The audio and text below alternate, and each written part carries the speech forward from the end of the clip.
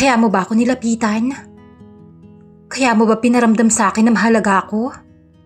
Na may nag-aalala sa akin? Lahat ba yun? Parte ng plano mo?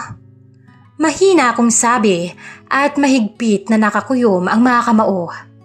Hindi siya nagsalita. Hindi rin siya makatingin sa akin. Nanatiling nakatungo ang kanyang ulo. Akala ko pa naman, totoo ang lahat ng ipinakita mo. Mapait akong napangiti. Yun pala, ginamit mo lang ako para maisagawa yung paghihiganti mo. Napaangat ang kanyang tingin. Nagtama ang mga mata namin. Nakita ko ang sakit at puot na bumalatay sa mga mata niya. Nadulot ng pagtataksil ng aming mga asawa. Kapag ba ang apoy, Miss Roxy, ay sinabuyan na ng tubig, maaari pa kayang masindihan muli? Maaari pa kayang maibalik ang init na dati nitong binibigay? Maaari pa kayang sumiklab ang apoy na matagal ng patay? Magandang araw sa lahat ng mga taga-subaybay ng channel na to. Maraming salamat po at pinaunlakan ninyo akong maibahagi ang kwento ng aking buhay. Kwento na naging karanasan ko ilang buwan pa lamang ang nakalipas. Kwentong ayoko na sanang lakbayin muli, ngunit baka ay magdala sa inyo ng aral. Mga aral na siya rin gumabay sa akin para makabangon at magsimulang muli. Itago nyo na lamang po ako sa pangalang Feb, 33 years old, mula po sa Cubao. Halos 5 taon na akong kasal sa asawa kong si Sherwin. May maliit kaming grocery store na parang naging pangalawang bahay ko na. Doon na ako minsan nagigising at doon na rin ako minsan inaabutan ng antok. Ang asawa ko namang si Sherwin ay nagtatrabaho sa isang hardware. Ang anak namin ay madalas sa aking mga magulang, lalo na at walang pasok. Hindi ko alam kung kailan nagsimulang maging malungkot ang mga gabi ko. Marami namang bumibili sa tindahan kapag hapon. Maingay, masaya, puro kwento. Pero pagsapit ng 8:00, nalalagas ang tao. Tahimik na ang iskinita. Ang naririnig ko na lang ay ang kuliglig, ugong ng motor na paminsan-minsan dumaraan, at kaluskos ng hangin sa trapal. May mga gabing pinipili kong sa tindahan na lamang matulog. Ang asawa kong si Sherwin ay minsan sobrang late na rin kung umuwi. Pagka-uwi naman niya ay tila pagod na pagod at diretsyo na ng tulog. Hindi ko siya masisisi. Mahirap ang trabaho, pero minsan hindi ko rin maiwasang malungkot. Hindi niya na napapansin na kailangan ko rin siya. Kahit konting lambing man lang o kahit normal na kamustahan. Alam kong may nagbago na sa aming dalawa, Miss Roxy. Alam kong parang may kakaiba sa kanya. Ngunit ayokong pakinggan ang hinala ko. Natatakot ako. Natatakot na baka totoo ang gut feeling ko. Natatakot na baka ay masira ang pagsasama namin. At natatakot na hindi mabigyan ng kumpletong pamilya ang anak ko. Sa mga malulungkot kong gabi, dahan-dahang gumagapang ang tukso. Ang kasalanan na sana ay hindi ko pinaunlakan. Doon pumasok si Dan. Kumpare namin siya. Si Dan na parang may sariling libro ng kalokohan sa buhay. Palangiti, maingay, at paulit-ulit na bumabalik dito sa tindahan para dumaan lang. Pero sa totoo, hindi lang dumadaan. Umuupo siya sa bench, umiinom ng gin bulag, at kung minsan ay hanggang hating gabi pa. Noong una, naiirita ko. Bakit dito pa sa tindahan ko tumatambay? May bahay naman siya. Pero habang tumatagal, unti-unti ko siyang naintindihan. Si Dan kasi, kahit puro biro, marunong makinig. Marunong magbitaw ng salitang tatawa ka kahit may problema. At minsan, parang mas alam pa niya ang galaw ko kesa sa mister ko. Feb, ayan ka pala. May pasalubong ako sa'yo. Pasalubong? Para saan? Tanong ko at medyo nakatawa. Para sumaya naman ang gabi mo. Parang laging pagod ang mukha mo eh. Bakit? Mukha ba akong pagod? Pabirong tanong ko. Yung totoo? Oo. Sagot niya na hindi man lang nag-iba ang tono. Tumingin siya ng diretsyo, yung tipong titig na parang nababasa niya ang buong araw mo. Natawa ako, pero may kurot sa dibdib. Hindi ko alam kung bakit, pero ang simpleng linyang yon, tumama. Umupo siya sa upuan. Pinatid ang takip ng bote at inabot sa akin. Si pare, tanong niya at diretsyong tumingin. Wala pa nga eh. Overtime daw. Overtime? O baka naman, may iba nang pinapa-overtime. Sabay taas ng kilay. Biro, pero may tama sa akin, Miss Roxy. Hoy Dan, sabi ko at pilit na tumawa. Huwag kang ganyan. Nagbibiro lang. Pero kung ako sa asawa mo, tumigil siya sandali. At tumingin ulit. Mas mabagal at may mas laman. Hindi kita hahayaang maghintay ng maghintay. Napabuntong hininga ko. Hindi ko alam ang isasagot. At hindi ko rin maiwasang mapatingin sa kanya ng matagal. Nang gabing yun, habang hawak ko ang malamig na bote, habang nakaupo si Dan sa harap ko at para bang may sinusukat sa loob ko, naramdaman kong may dumulas na linya sa pagitan namin. Simula nung gabing yon na nag-inuman kami ni Dan, hindi ko man aminin, Miss Roxy, pero hinintay ko kung babalik siya. At hindi nga ako nabigo. Isang hapon, habang nag-aayos ako ng paninda, may narinig akong mahina pero pamilyar na boses sa labas. Feb, Mare! Andito na ang paborito mong suki. Napairap ako nang nakangiti. Dan, wala ka bang sariling bahay?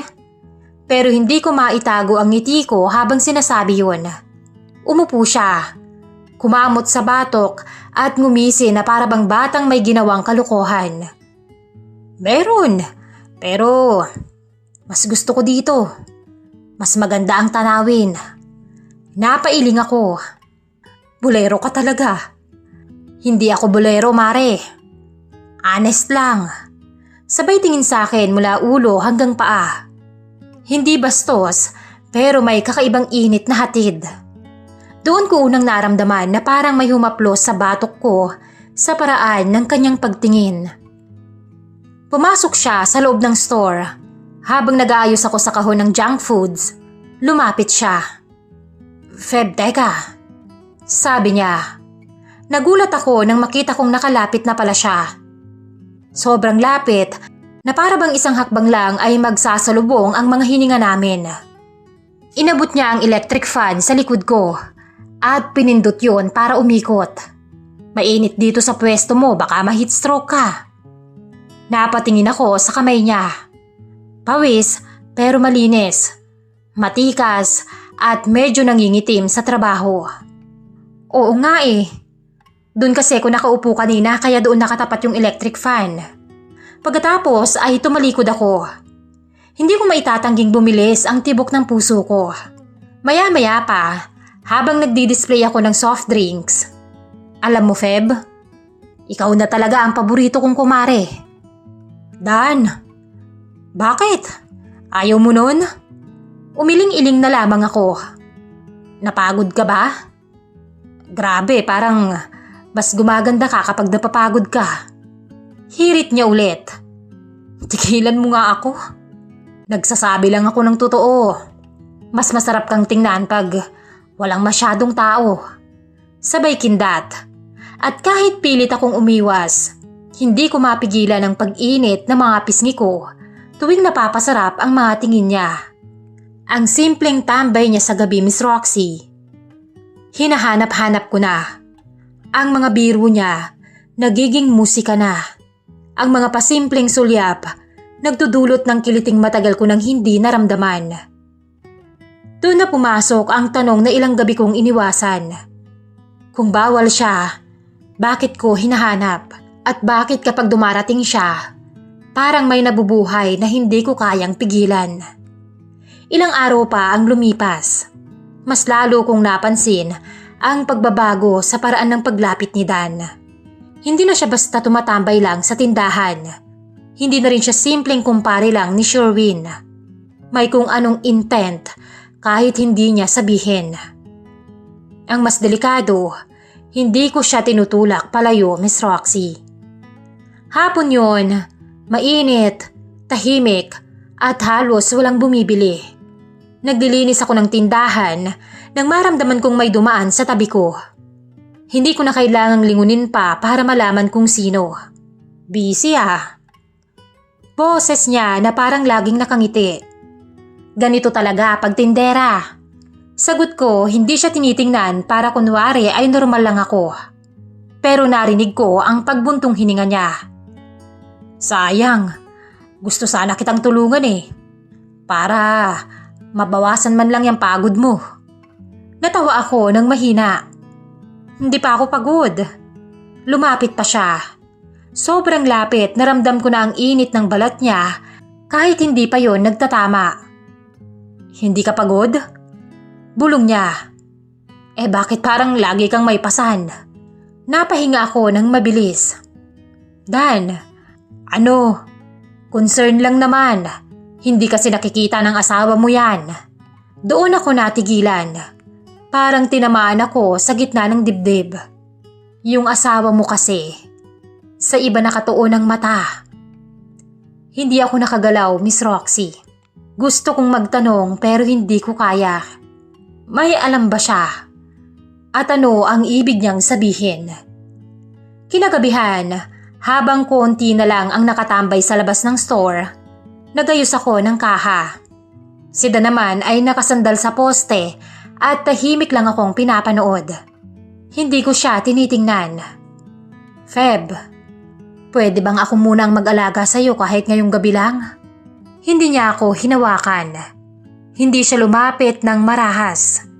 Pero ang mga mata niya may dalang init na hindi ko matanggihan. Dan, may asawa ko. Paalala ko, kahit ako mismo ay hindi sigurado kung para kanino ang babalang yon. Alam ko, bahagya siyang yumuko at tumawa ng konti. Ako rin naman. Pero ramdam pa ba nating may mga asawa tayo? Parang biglang humigpit ang dibdib ko. Ano bang pinagsasabi mo? Tanong ko sa nanginginig na boses. Lumapit siya ng dahan-dahan. Hanggang sa naramdaman ko ang hininga niya sa gilid ng noo ko. Alam kong alam mo ang ibig kong sabihin, Feb. Hindi ako nakasagot at hindi ko rin kinaya. Kinabukasan, habang pinapasok ko ang mga bagong stocks, nakita ko siyang dumarating. May dala siyang isang maliit na plastic bag. Ano yan? Tanong ko. Merienda mo. Hindi ka pa yata kumakain. Dan, hindi mo naman kailangan gusto ko. Putol niya sabay tingin sa akin ng matagal. Pwede naman, hindi ba? At dun ko na-realize, hindi na ito simpleng lambing. Hindi na rin biro. Hindi na nakakaloko. At ang tanong sa isip ko, bakit ba tila gusto ko rin, Miss Roxy? Dahil sa kalutangan, napatid ko ang isang bote ng suka. Tumapon yon sa sahig. Akmang yuyuko ako pero mas mabilis si Dan. Hinawakan niya ang mga kamay ko para pigilan. At doon kami nagkatitigan. Doon ko tuluyang napagtanto na delikado na kami, Miss Roxy. Hanggang sa dumating nga ang araw ng tuluyan kong pagkahulog sa kasalanan. Umaga yon ng Sabado. Si Dan maagang tumambay sa store. Pagod daw sa trabaho. Gusto ng pahinga at ng kausap. Paring Dan, kape lang ang meron ngayon ha? Wala pang customer. Sabi ko habang inaabot ang tasa. Okay na yan, Mare. Ngumiti siya, yung ngiting matagal ng parang may ibang ibig sabihin. Alam mo, iba talaga kapag dito ko. Gumagaan ang loob ko. Lalo na kapag nasa paligid ka. Tumawa ako ng pilit. Bolero? Honest nga lang, Mare. Doon ay nagsimula muling kumabog ang dibdib ko. Nang tanghali ay biglang bumuhos ang tao sa tindahan. Nahilo ako sa dami ng kailangang asikasuhin. Si Dan, hindi siya umalis. Tumutulong at nag-aabot ng mga sukli. Nagbubuhat ng mga case ng soft drinks. Magpahinga ka muna, Mare. Sabi niya. Ako muna. Ano ka ba? Nakakahiya naman sa'yo. Wala yun. Gusto ko lang tumulong. Pero iba ang tingin niyang yun. Yung tingin na hindi ko dapat hayaang lumalim. Nang sumapit ang 10:00 ng gabi, unti-unti nang humupa ang mga customer. Pumasok siya sa loob pagkatapos maisara ng bahagya ang roll-up ng tindahan. Pagod ka na, Mare. Bulong niya ng malambing. Napatingin ako sa kanya. Ang mga mata niya ay nangungusap. May butil pa ng pawis ang kanyang noo. Hindi ko alam kung anong puwersa ang nagtulak sa akin noong sandaling yon. Pagod, sakit, pangungulila, o simpleng pagkabigla na may nagbibigay pansin sa akin. Pero nang lumapit siya, hindi ako umatras, Miss Roxy.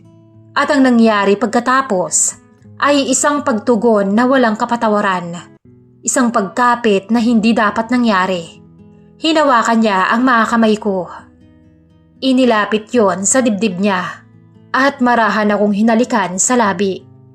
Tinalas ko ang mga kamay ko at ipinatong yon sa mga balikat niya. At iyon ang hinihintay niyang hudyat. Ipinatong niya ako sa mesa at doon ay ipinalasap niya sa akin ang bagay na hindi na naibibigay ng aking asawa. Nang matapos ang lahat, hindi ko siya matingnan. Feb, sabi niya, parang may gusto pang sabihin pero hindi niya tinuloy. Ako na ang umuna. Dan, mali ang nangyari. Hindi dapat yun nangyari. Huminga siya ng malalim. Alam ko. At doon ko naramdaman ang unang kirot ng pagkabasag. Hindi dahil sa ginawa namin, kundi dahil sa paraan niyang ngumiti pagkatapos. Isang ngiting may tinatago. Isang ngiting parang nanalo siya sa hindi ko alam na laro. Akala ko matapos ang gabing yon, matatakasan ko na si Dan. Pero mali ako, Miss Roxy. Kinabukasan, dumating siya na parang walang nangyari. Good morning, Feb. Bati niya ng kaswal. Parang hindi namin binasag ang buhay namin kagabi. Nag-init ang mga tenga ko. Pero hindi ko alam kung dahil sa hiya o dahil sa paraan ng boses niyang iyon. Mababa at kampante. Ano? Kape? Tanong ko. Kung anong meron. Sagot niya at ngumiti ng bahagya. Yung ngiting nakakaalala. At dun nagsimula ang sunod-sunod na mga sandaling hindi ko kayang pangalanan. Pero ramdam ko sa balat, sa dibdib at sa hininga, Miss Roxy. Isang gabi, bago magsara, nagwalis ako sa labas. Tahimik ang buong kanto. Lumapit si Dan at hindi nagsasalita. Dala ang isang plastic. Pagkain mo, Mare. Kinuha ko yun, pero nang magtama ang daliri namin, parang tumalon ang puso ko at parang mas lalo pang lumalim ang hiya ko sa sarili dahil hindi ko yun tinanggal agad. Feb, tawag niya ng mahina. Hindi ka ba napapagod sa paghihintay? Pakiramdam na ikaw lang. Hindi ko sinagot yon, pero kita ko sa mga mata niya ang sagot na hindi ko sinasabi. At doon na naman ang mabigat na katahimikan, ang nakakasakal na lapit, ang init na hindi dapat iniintindi. At nang sumunod na sandali, nang lumambot na ang gabi, nangyari na naman ang hindi dapat. Walang maraming salita, pero sapat para alam kong muli kong tinawid ang linya sa pagitan namin ng aking kumpare. Sapat para maramdaman ko kung paanong bumigay na naman ako sa isang maling sandaling inakala kong makakatulong sa lungkot ko. At hindi iyon isang beses lang, Miss Roxy. Hindi rin 2 beses. Sa mga gabing pagod ako, siya ang nandoon. Sa mga araw na wala si Mister, siya ang kinapitan ko. Sa mga sandaling gusto kong tumakas sa sarili kong bahay, siya ang pinupuntahan ko. Siya ang naging pahingahan ko. At habang paulit-ulit, palalim ng palalim ang bangin na pinapasok ko. Pero sa gitna ng lahat ng yon, may kakaiba akong napansin sa kilos ni Dan. Minsan, masyadong malambing. Minsan naman, parang may galit sa ilalim ng kamay niyang humahawak sa mga braso ko. Minsan, parang may hinahabol siyang hindi ko maintindihan. Pagkatapos ng huling pagkikita namin ni Dan, halos hindi ako makatingin kahit kanino. Parang bawat sulok ng tindahan may matang nakabantay. At bawat hinga ko may kasamang hiya. Pero kahit anong pagsara ko ng pinto, pag-iwas sa tingin, paglayo sa mesa, hindi talaga namin maiwasan ang isa't isa. Sa tuwing umuwi ang mister ko, normal naman ang lahat. Hindi niya napapansin ang pamumugto ng mga mata ko. Pero ako hindi mapakali. Parang may humihila sa dibdib ko pababa. Sinubukan ko ring umiwas kay Dan. Hindi ko siya pinapansin kapag tumatambay siya. Hindi ko siya tinitingnan kapag humaharot. Pero palagi siyang naroon. Kanan ko man o kaliwa. At bawat bulong niya, kahit hindi diretsyo, parang may binubuhay muli sa akin. Gabi na nang muli siyang pumasok sa store. Kunwari hihiram lang ng upuan. Sinundan ko para ibigay. Pagdating ko roon, nagkatitigan kami. Walang salita at walang planong nangyari. Pero sa sobrang bigat ng damdamin ko, sa guilt, sa tanong, sa gutom na hindi ko alam kung para saan, nangyari na naman yon, Miss Roxy. Pagkatapos ay naghiwalay kami na parang walang nangyari. Pero alam naming dalawa na may kasalanan na namang nadagdag. Kinagabihan hindi ako makatulog. Umiyak ako ng tahimik. Nakatalukbong ng kumot. Hindi ko na alam kung paano ititigil. At lalong hindi ko alam, Miss Roxy, kung paano aayusin ang sarili ko. Naghahanap ako ng lakas pero hindi ko alam kung saan magsisimula. Ano bang dapat kong gawin? Paano ba puputulin ang isang bagay na mali kahit paulit-ulit itong bumabalik? Hanggang sa isang mabigat na katotohanan ang tuluyang pumilas sa puso ko. Hindi ko alam kung bakit ang bigat ng hangin noong gabing yon. Tahimik ang tindahan, pero parang may gumagapang na kaba sa dibdib ko. Si Dan naman hindi nagparamdam buong araw. Si mister ko naman ang nandoon. Mukhang iritado, parang ang dami-daming iniisip. Hindi ko alam o baka ayoko lang malaman. Pare, usap tayo. Bandang 8:00 dumating si Dan. Walang ngiti, walang biro. Walang kahit na anong pa-cute. Diretso siyang pumasok sa tapat ng tindahan. Nakapamewang at nakakunot ang noo. Paglabas ni Sherwin, agad kong naramdaman ang tensyon. Parang 2 aso na handang magrambulan. Dan, anong problema?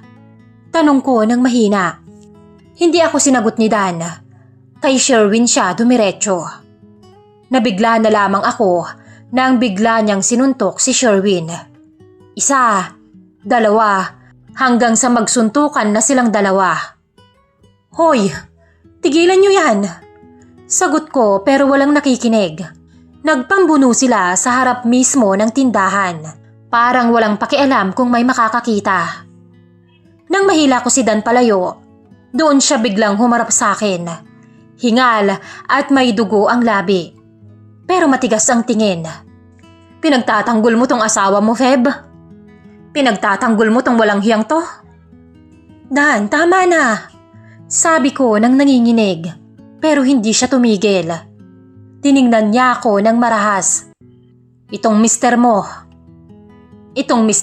na matagal na niyang tinitikman ang asawa ko. Parang pumutok ang tenga ko. Ano? Halos hindi ko masabi. Anong pinagsasasabi mo? Wala kang Naputol ang sasabihin ni Sherwin nang suntukin na naman ito ni Dan. Napasigaw ako at mabilis ulit na inawat si Dan. Tumawa si Dan.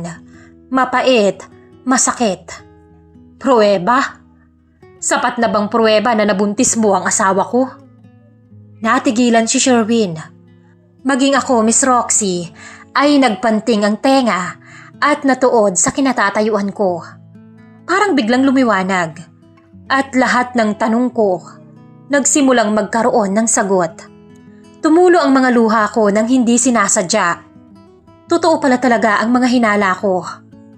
Totoo ba ang lahat ng narinig ko, Sherwin? Tanong ko sa nanginginig na boses. Hindi siya sumagot. Tumangulang siya, Miss Roxy. At iyon mismo ang kumpirmasyon sa tanong ko. Akala ko mali lang ako ng hinala. Ayokong tanggapin, ayokong isipin. Kasi paano na ang pamilya natin? Paano na yung anak natin? Patawarin mo ko, Feb. Mahina niyang sabi at umiyak na rin. Nabaling ang tingin ko kay Dan. Ito ba ang dahilan ng paglapit mo sa akin? Yung pagtulong mo? Pag-aalala mo? Pagmamalasakit mo? Parte ba lahat yun ng plano mo? Para makaganti ka sa asawa ko? Hindi siya nakasagot. Hindi rin siya makatingin ng diretso sa akin. Bakit, Dan? Biktima rin naman ako. Pinagtaksilan din naman ako. Mahina akong sabi. Pilit na pinipigil ang hagulgol na gustong kumawala. Anong ibig mong sabihin, Feb? Nalilitong tanong ni Sherwin. Nilingon ko siya at ngumiti ako. Yung pilit at may pait. Dahil tinuklaw mo ang asawa niya, kaya inahas din niya ang sayo. Nakuha na ako ng kumpare mo. Napamaang si Sherwin sa mga sinabi ko. O ano? Siguro ay quits na tayo. Okay na? Walang gana kong sagot. Nanatiling nakatitig lang si Dan sa akin. Hindi ko mabasa ang kanyang mga mata. Ngunit ng sandaling yon ay wala na akong pakialam. Pareho kaming nagkasala. Parehong naging marupok. At ngayon, ito ang naging kahinatnan. Matapos ang gulong yon, nakipaghiwalay na ako kay Sherwin, Miss Roxy. Kusa siyang lumayas sa pamamahay namin. Kung pinanagutan ba niya o hindi ang asawa ni Dan, hindi ko alam at ayoko nang malaman. Mula noon ay hindi ko na rin nakita pa ang anino ni Dan. At ako, pilit na bumabangon. Pilit na nagsimulang muli. At pilit na pinapatawad ang sarili. Pilit hinahayaang maghilom ang sugat. At pilit na hinaharap ang bukas. Para sa akin at para sa anak ko. Hanggang dito na lamang po at maraming salamat sa inyong pakikinig. Lubos na gumagalang, Feb.